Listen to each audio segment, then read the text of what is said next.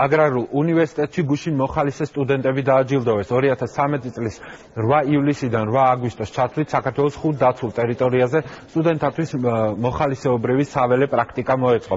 პროექტი საქართველოს დაცული ტერიტორიების სააგენტოს აგრარულ და თავისუფალ უნივერსიტეტებს შორის გაფორმებული მემორანდუმის ფარგლებში განხორციელდა. სტუდენტებმა დაცულ ტერიტორიებზე სხვადასხვა სახის გარემოსდაცვითი და საგანმანათლებლო აქტივობები განახორციელეს. აღნიშნულ საქმიანობაში საერთო ჯამში 450 სტუდენტი იყო ჩართული. საქართველოს აგრარულ უნივერსიტეტში სტუდენტთა მიერ საველე პრაქტიკის დროს გადაღებული სურათების გამოფენაც გაიმართა. გამოავლინეს საუკეთესო სურათი, რომლის ავტორი სპეციალური პრიზით დაჯილდოვდა.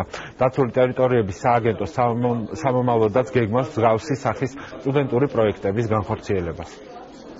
მოცემული ღონისძიება მნიშვნელოვანი იყო როგორც ჩვენი სააგენტოსთვის, ასევე ამ უნივერსიტეტის პირველ რიგში ჩვენ მივიღეთ სარგებელი იმით, რომ ის სტუდენტები, რომლებიც ადგილზე იყვნენ, სასარგებლო იყვნენ ჩვენი ადმინისტრაციებისთვის, ვინაიდან აქტიურად ეხმარებოდნენ სხვადასხვა პროექტებში, რომლებიც იქ იყო, ხოლო თვითონ ამ სტუდენტებმა სარგებელი მიიღეს იმით, რომ ნახეს ეს მეტად ლამაზი კუთხე ჩვენი ქვეყნის და ასევე აიმაღლეს გარემოსდაცვითი ცნობიერება დაცულ ტერიტორიებზე.